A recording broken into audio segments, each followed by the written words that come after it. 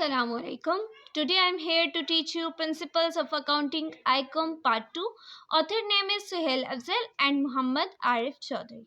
आज हम कर रहे हैं चैप्टर नंबर 5 का क्वेश्चन नंबर 1, जो कि ये चैप्टर यानी बहुत ही इजी चैप्टर है। ठीक है, इसके हमें सिर्फ 2 मेथड्स पढ़ने हैं। तो 2 मेथड्स में एक मेथड तो हम आज से शुरू कर रहे हैं, जो कि दोनों मेथड्स ऐसे इजी हैं क्या कहें। और फिक्स में इंस्टॉलमेंट मेथड आज हम कर रहे हैं। तो इसमें है a firm purchased a building. हमने एक फर्म ने बिल्डिंग को परचेज किया, कितने रुपीज़ की, costing rupees 9 lakh, and it is decided to provide depreciation 5% per annum on fixed instalment method. ठीक है, 5% डेप्रिसिएशन है इस पर। और डेप्रिसिएशन तो हम स्टार्टिंग से करते आ रहे हैं, फर्स्ट ईयर से। तो हमें अब डेप्रिसिएशन कैसे निकालना है ये बहुत अच्छे से आना चाहिए। ठीक है, तो 5% पर एनम हमारा डेप्रिसिएशन है of on fixed instalment method. ठीक है, तो फिक्स्ड इंस्टॉलमेंट मेथड का एक फॉर्मूला है, तो हम उसको करके करेंगे तो वो ज़्यादा ईजी रहेगा। और फिर है हमारे पास prepare the building account for 5 years. तो हमने क्या करना है, बिल्डिंग अकाउंट बनाना है, और सिर्फ कितने सालों का, 5 सालों का। हमने इससे ज़्यादा सालों का नहीं बनाना। तो सिर्फ 5 सालों का अगर हम बनाएं तो सिर्फ 5 सालों का हमने फिक्स्ड इंस्टॉलमेंट निकालनी है, और ये balance B D balance C ये करेंगे हम साथ साथ। तो हम बना लेते हैं बिल्डिंग अकाउंट, और फिर इसको क्वेश्चन को स्टार्ट करते हैं, और साथ साथ हर नई चीज़ बताती हूँ, फॉर्मूला भी साथ बताऊँगी, और भी बहुत सारी चीज़ें बताऊँगी। तो चलिए क्वेश्चन को स्टार्ट करते हैं। जी, तो मैंने बना लिया है बिल्डिंग अकाउंट। तो यहाँ पे बस हमें सिर्फ बिल्डिंग अकाउंट लिखना है, और नीचे 2 कॉलम्स बना लेने हैं, एक डेबिट साइड का और एक क्रेडिट साइड का। ठीक है, तो हम फिर स्टार्ट करते हैं, जो जो चीज़ें हमें पुट करनी है वो कर लेते हैं। और एक और बात कि यहाँ पर जो फॉर्मूला है, वो फॉर्मूला यहाँ पर नहीं लगेगा, वो नेक्स्ट क्वेश्चन पे लगेगा। इस क्वेश्चन में इसलिए नहीं लगेगा क्योंकि हमें एक चीज़ चाहिए होती है उसके लिए, जो कि हमें इस क्वेश्चन में प्रोवाइड नहीं की गई, तो हम वो फॉर्मूला इस क्वेश्चन में नहीं लगाएंगे, नेक्स्ट क्वेश्चन पे वो लगाएंगे। तो वो नेक्स्ट क्वेश्चन में ही मैं आपको बताऊंगी। अभी हम कर रहे हैं प्रॉब्लम नंबर 1, तो हम इसी के हिसाब से चलेंगे।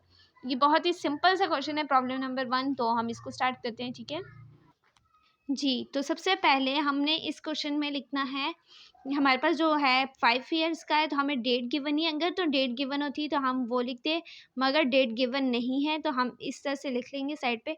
सबसे पहले हमारे पास फर्स्ट ईयर के 5 ईयर्स के हमने निकालने हैं, तो फर्स्ट ईयर का निकालेंगे सबसे पहले। तो फर्स्ट ईयर में यहाँ पर रेफरेंस में हम क्या लिखेंगे, हम यहाँ पर कैश अकाउंट लिखेंगे। जैसे हम क्या में लेजर अकाउंट बनाते हैं, जैसे फर्स्ट ईयर में बनाया, और जब ये जैसे हम अभी नहीं बनाया हमने, पर आगे फाइनल अकाउंट में हम जैसे लेजर अकाउंट बनाएंगे, पर जैसे हमने फर्स्ट ईयर में सिंपल बनाया था, बिल्कुल वैसे ही लेजर अकाउंट में हमेशा हम रेफरेंस देते थे। बिल्कुल वैसे ही हमने बिल्डिंग परचेज जब करते हैं, तो हम जो एंट्री पास करते हैं, तो उसमें क्या होता है, बिल्डिंग अकाउंट डेबिट होता है, और दूसरा कैश अकाउंट हमारा क्रेडिट होता है।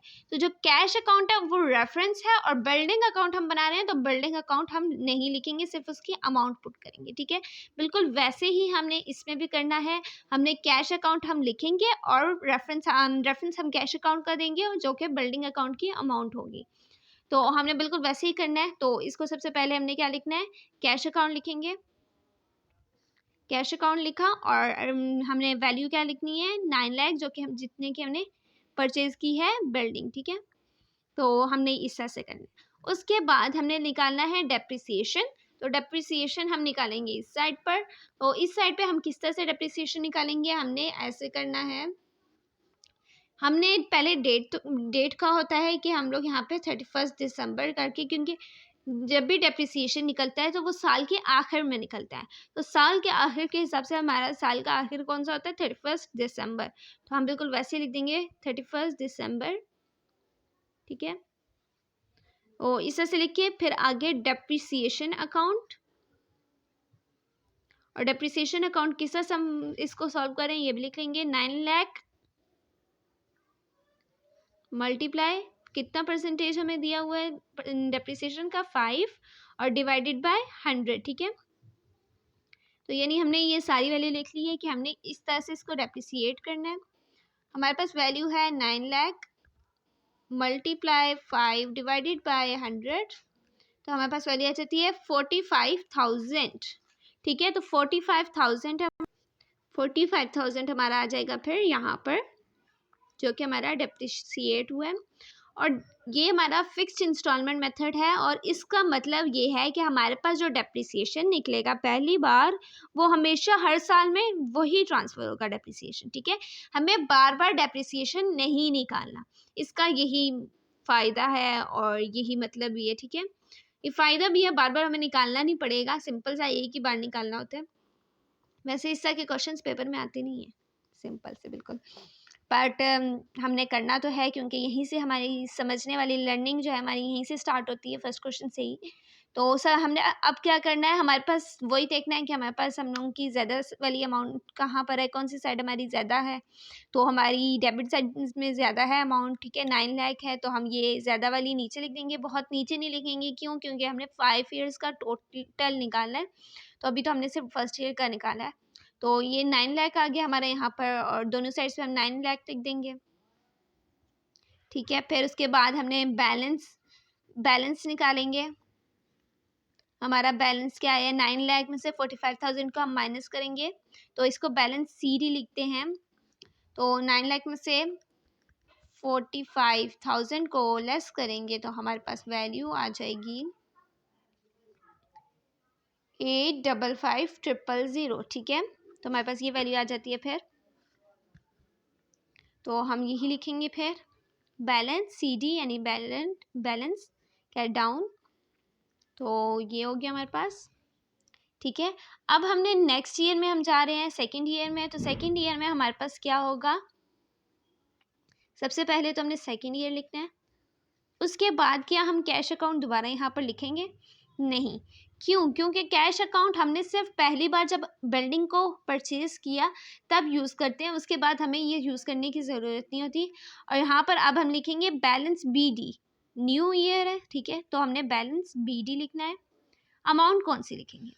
अमाउंट अब हम वो लिखेंगे जो प्रीवियस ईयर में हमारा बैलेंस कैरी डाउन हो गया, यानी 8,550, ये हमारी इस बार क्या है, बैलेंस BD है, ठीक है। न्यू ईयर में वो हमारा बैलेंस CD हमारा बैलेंस BD बन जाता है, तो इसको याद रखिएगा, 8,550,000 ये हमारा बैलेंस BD होगा। अब डेप्रिसिएशन है, 31 दिसंबर ही लिखेंगे, ठीक है। फिर हमारा डेप्रिसिएशन अकाउंट, और ये बिल्कुल हमारा वही है, सेम होगा, इसमें हमारी चेंजिंग नहीं होगी। डेप्रिसिएशन फिक्स्ड इंस्टॉलमेंट का मेथड मतलब ही ये है कि हमारा बार बार ये सेम अमाउंट आएगी, ठीक है।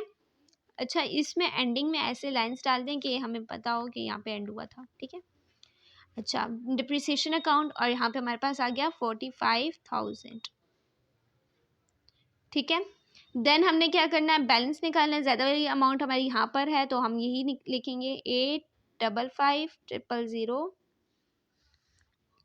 8,55,000, ठीक है। एंड देन यहाँ पे बैलेंस CD, यानी बिल्कुल सेम ऐसे ही हमें करना है, 5 ईयर्स का निकालना है, ठीक है। बैलेंस CD अब हम इन दोनों को माइनस कर देंगे, 8,55,000 को माइनस करेंगे 45,000 से, तो हमारे पास वैल्यू आ जाएगी 8,10,000, ठीक है, 8,10,000। तो हमारे पास ये वैल्यू आ गई, तो हमने ये लिख देना है। देन हमारे पास जो नेक्स्ट है फिर वो नेक्स्ट ईयर का अब हमने निकालना है, यानी बिल्कुल सेम ऐसे ही हमें 5 ईयर्स के निकालने हैं, हमें कोई चेंजिंग नहीं करनी। फिक्स्ड इंस्टॉलमेंट मेथड है, कोई भी चेंजिंग नहीं है इसमें, ठीक है। थर्ड ईयर है, बैलेंस BD, हमारे पास जो बैलेंस CD था अब हमारा बैलेंस BD है 8,10,000। हमारे पास डेप्रिसिएशन है 31 दिसंबर का, डेप्रिसिएशन अकाउंट वही अमाउंट है 45,000। हमने अब टोटलिंग कर लेनी है, तो 8,10,000 हमारा आ गया यहाँ पर, और यहाँ पर भी दोनों को अंडरलाइन कर दें।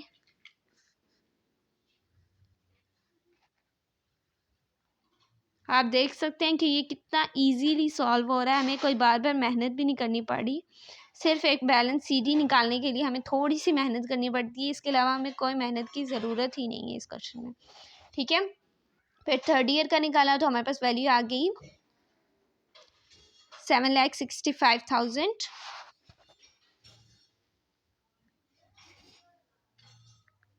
ठीक है, हमारे पास 7,65,000 आ गया। फिर अब हमने नेक्स्ट ईयर का निकालना है जो कि 4th ईयर है, और ये इसका बैलेंस BD हो गया और इसकी वैल्यू वही है। फिर हमने निकालना है 31 दिसंबर का डेप्रिसिएशन, तो इसमें हमारे पास जो वैल्यू है वो है 45,000। फिर अब हमने इसका टोटल हमारे पास यहाँ पर आ जाता है 7,65,000।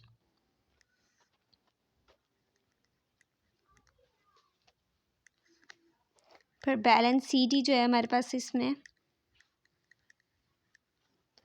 वो है 7,20,000। ठीक है,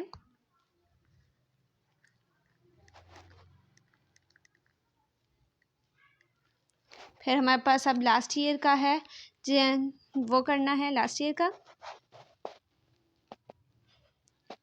5th ईयर, बैलेंस BD और अमाउंट हमारे पास 7,20,000।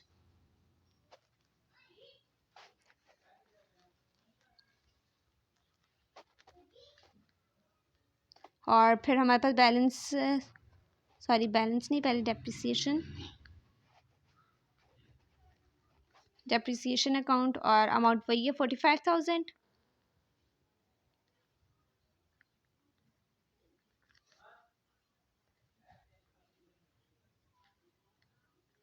ठीक है, 45,000 और यहाँ पर बैलेंस CD हमने निकालना है, और यहाँ पर हमारे पास टोटल वैल्यू क्या है 7,20,000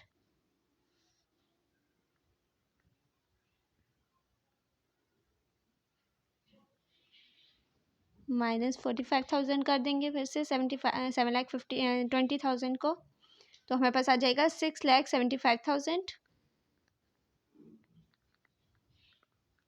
अब हमने बस, हमारे पास 5th ईयर के पूरे हो गए, अब हमने सिर्फ बैलेंस को ट्रांसफ़र कर देना है नेक्स्ट ईयर में, इसके अलावा हमने कुछ भी नहीं करना है। ठीक है, तो 6th ईयर और बैलेंस BD। ठीक है, बस बैलेंस BD हमने लिख देना है और ट्रांसफ़र कर देना है, बस इसके अलावा कुछ भी नहीं करना, क्योंकि हमें इतना ही रिक्वायर है कि हमने सिर्फ 5 ईयर्स का बनाना है ये बिल्डिंग अकाउंट, तो हमने सिर्फ इसी को प्रिपेयर करना है। ओके